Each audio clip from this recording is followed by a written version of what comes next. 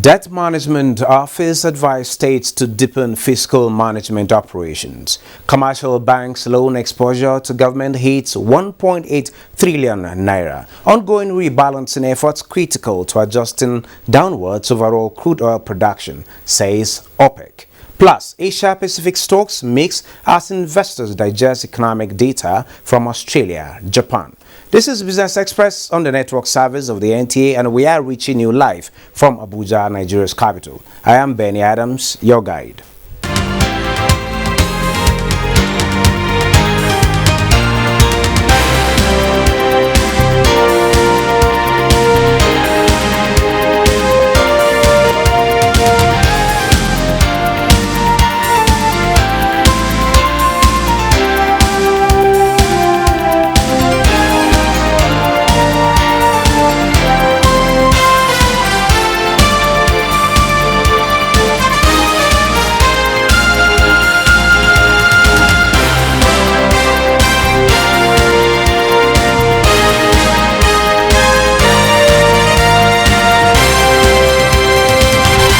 Good to have you join us on the business side of life, and we'll start by telling you that the Debt Management Office (DMO) is advising states to take ownership of debt laws to deepen fiscal management operations at the subnational level. Director General of the DMO, Patience Oniha, say part of the fiscal concerns for government is poor debt service to revenue ratio. Hence, they need all tiers of government to align for better debt management in the country. Speaking at a virtual workshop, Oniha said the DMO, as one of the implementing agencies in the State Fiscal Transparency, Accountability and Sustainability Program, is presenting the guidelines for the legal framework for state debt management operations to the 36 states of the Federation. Okay, and what is the limit? So at the center there's the Fiscal Responsibility Act. Then there are some provisions in the DMO Act as well at the center. So what this is doing is telling them the minimum content. So there should be process, there should be an institution. Where should it start from? How should it go? So that's what this law is doing, as in the content. At the last assessment, 24 states met the eligibility criteria to benefit from the SFTA's $750 million grant from the World Bank. She said it is important to get the remaining states on board for national economic interest. And moving on, Organization of Petroleum Exporting Countries, OPEC, says ongoing rebalancing efforts are critical to adjusting downwards overall crude oil production. This came to the fore at the 16th OPEC and non-OPEC ministerial meeting of the Declaration of Cooperation. The meeting emphasized the ongoing positive contributions of the Declaration of Cooperation in supporting a rebalancing of the global oil market in line with the historic decisions taken at the 10th Extraordinary OPEC and non-OPEC ministerial meeting on 12th April 2020 to adjust downwards overall crude oil production and subsequent decisions. The meeting highlighted the continuing recovery in the global economy, supported by unprecedented levels of monetary and fiscal support, while noting that the recovery is expected to pick up speed in the second half of the year.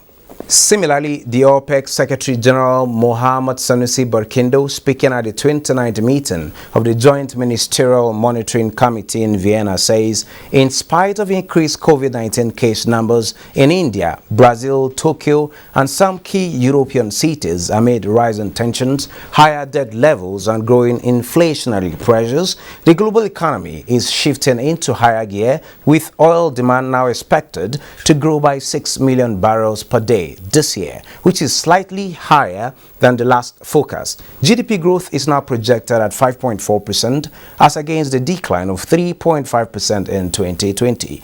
Barkindo believes that the global economy will continue to benefit from massive stimulus measures in the US, the prospects for robust growth in some of the Asian economies, and the global response to COVID-19 vaccinations.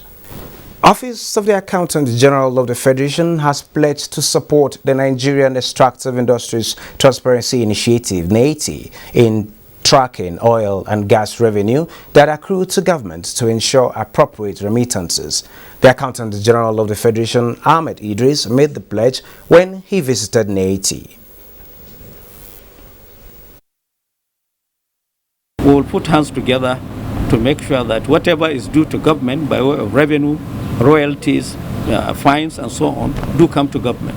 We are supportive 100% of what NIT is doing, and we will assist them to achieve their objectives. We want to work with all the agencies that either take custody of government funds, warehouse or manage them, because 90%, 80% thereabout, majority of these funds come from one way or the other from the extractive industry.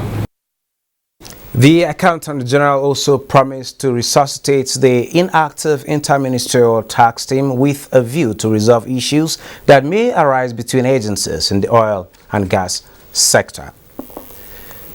As the AfCFTA strengthens the rules of origin for trade in the region, the federal government is also closing in on ending the importation of substandard products into the Nigerian market. The Standard Organization of Nigeria says its efforts towards strengthening enforcement of standards in the Nigerian market space has led to the discovery of substandard tires worth 600 million naira in Ogun State. The tires, which are said to have been brought into the country through the ports unnoticed, has further brought to fore the need to be present at the nation's point of entry. Director General of SON, Farouk Salim, stated that before declaring a tire substandard, it would have been tested in the laboratory and found short of the requirements of the NIS 252-2017 standards.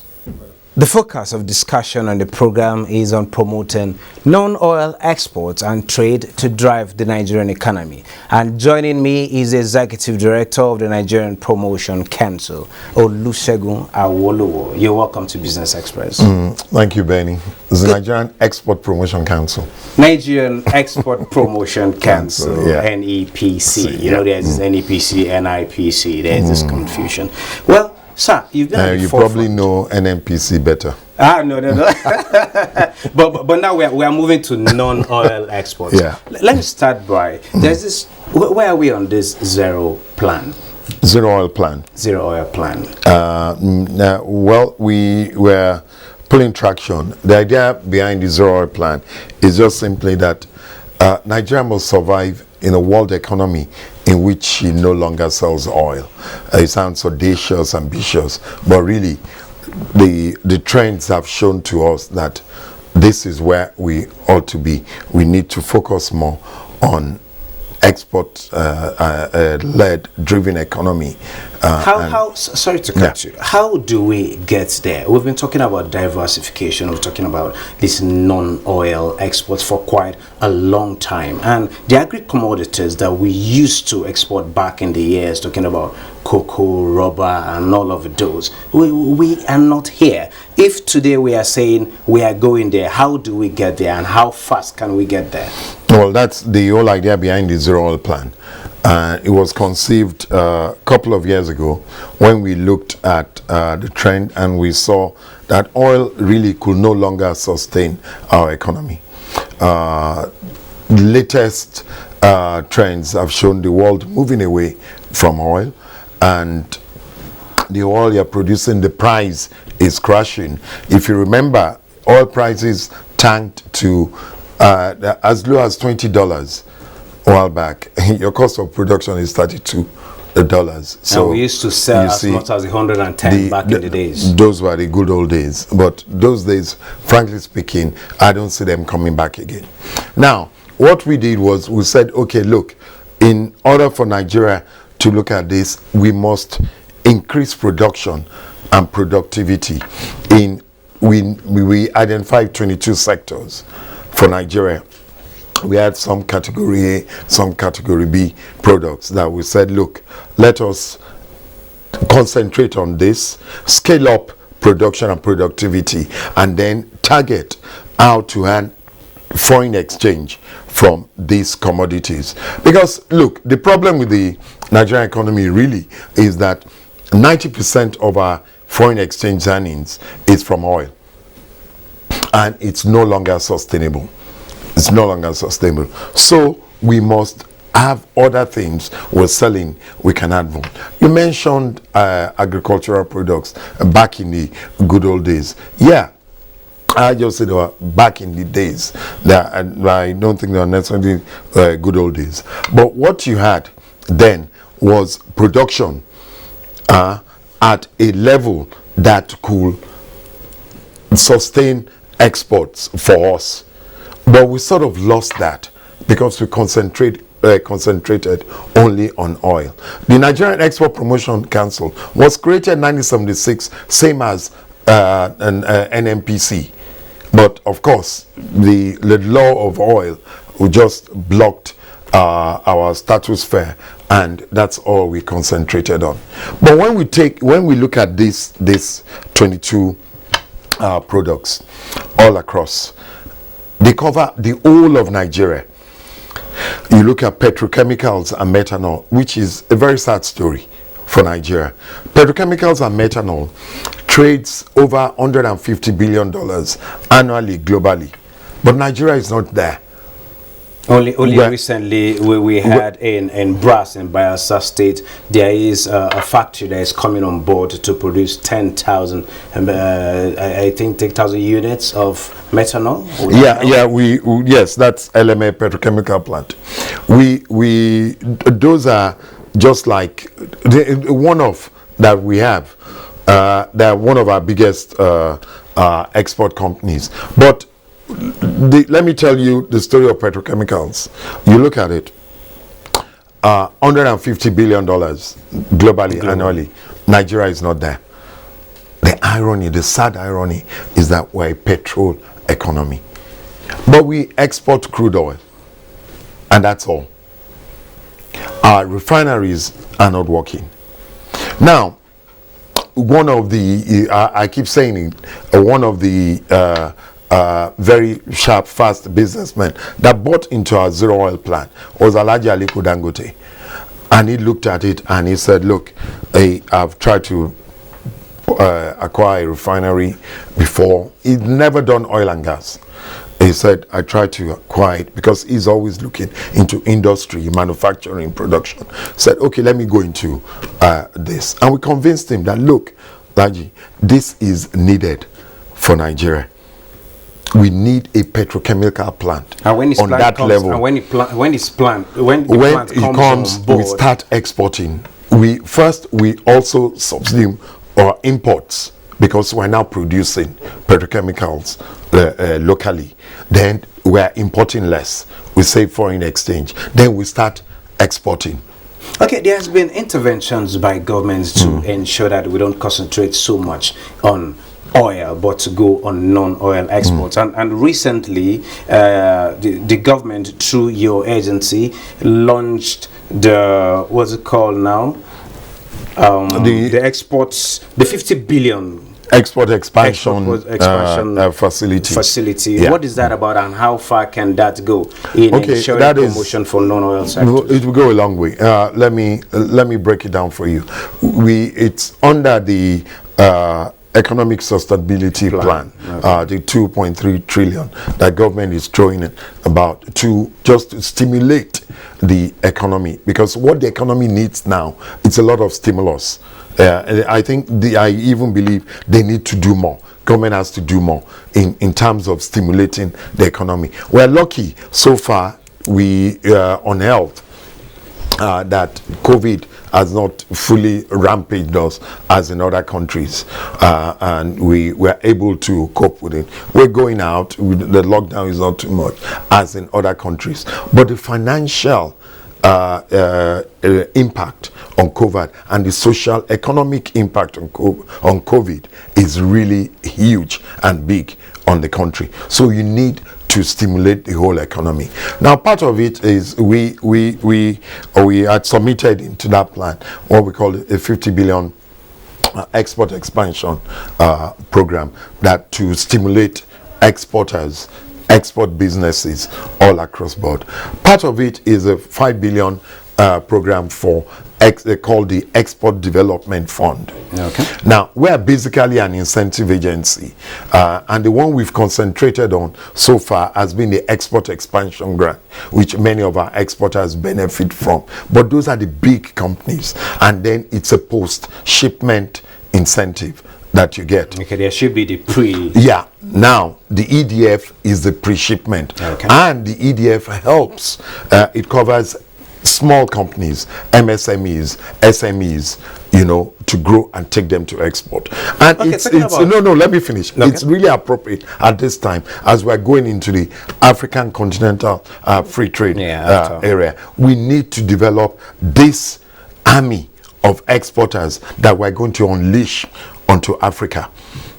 If not, they will be unleashing them in Ghana, in Kenya, and they will be coming to Nigeria with their products. So we have to be ready. How are we actually planning to do that practically? Because a lot of these MSMEs that are into production, having some commodities that are exportable, there is issue of value addition. There is issue of quality of these commodities or products or services, call it whatever. And there is also certification at that level. We see some of our products here being exported to Ghana, or they find their way to countries like Ghana, neighboring countries, and from there they are repackaged and sold with higher value out there. How can we bridge this for the farmer to get value?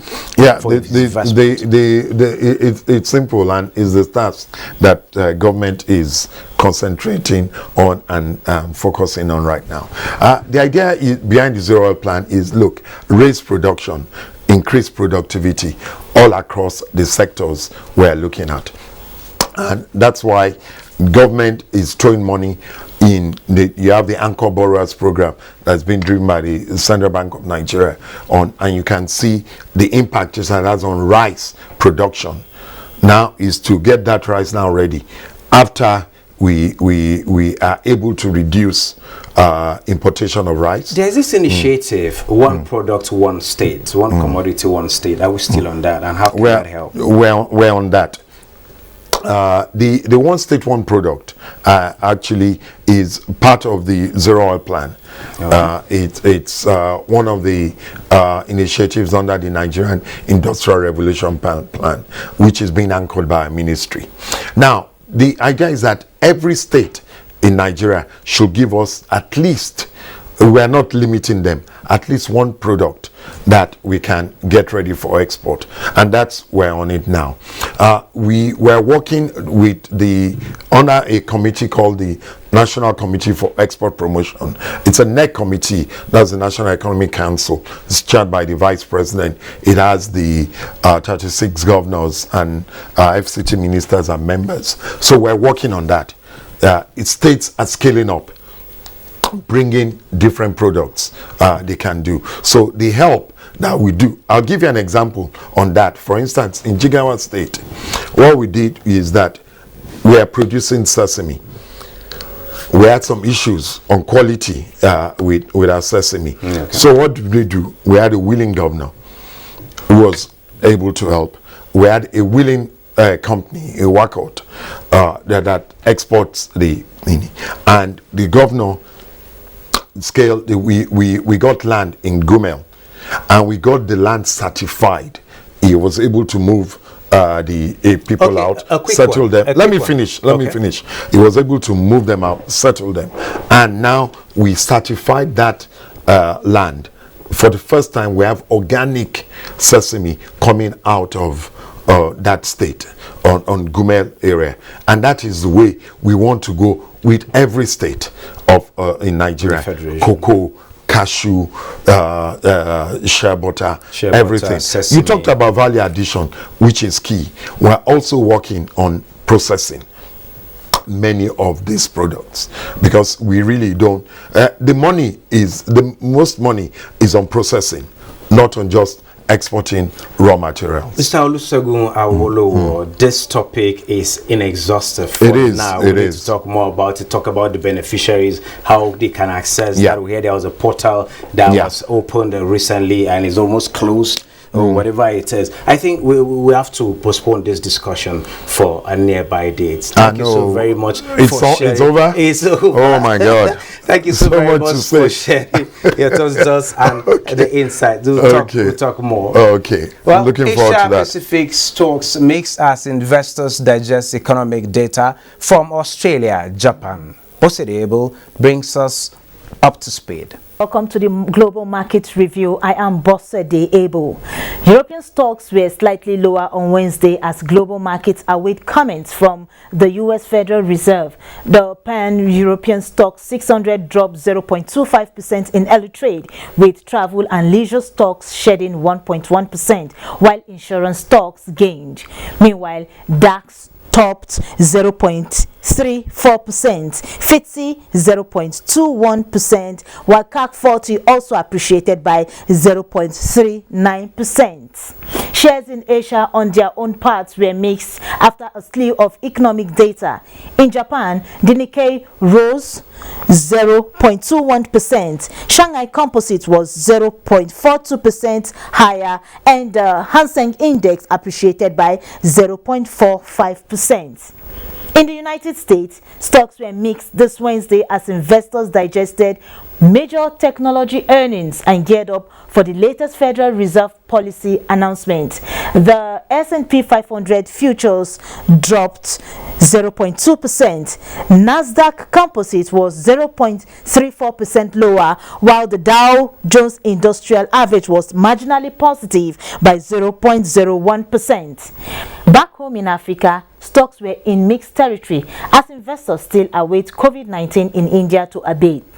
Kenya, Namibia and Tunisia's Tunidex were positive. Ghana's GSE Composite was marginal, while South Africa's JSE Africa Top 40 was flat.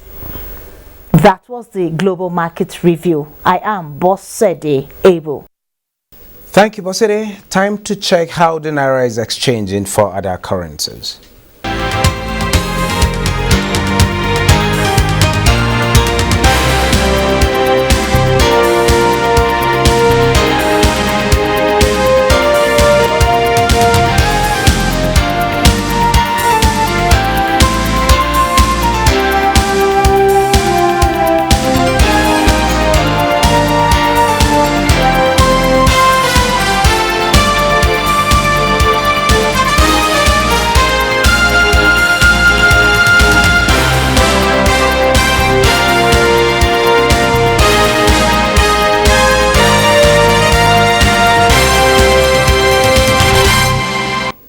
Well, this is where we end this edition of Business Express. Remember to keep in touch with us by sending in your comments, observations, and suggestions. Also be informed that all previous episodes are available on YouTube on the NTA's channel. You can also communicate with us on Twitter, and the handle is NTA News Now, and the hashtag is BizX. Business Express returns Thursday at 9:30 a.m. I am Benny Adams saying, keep safe.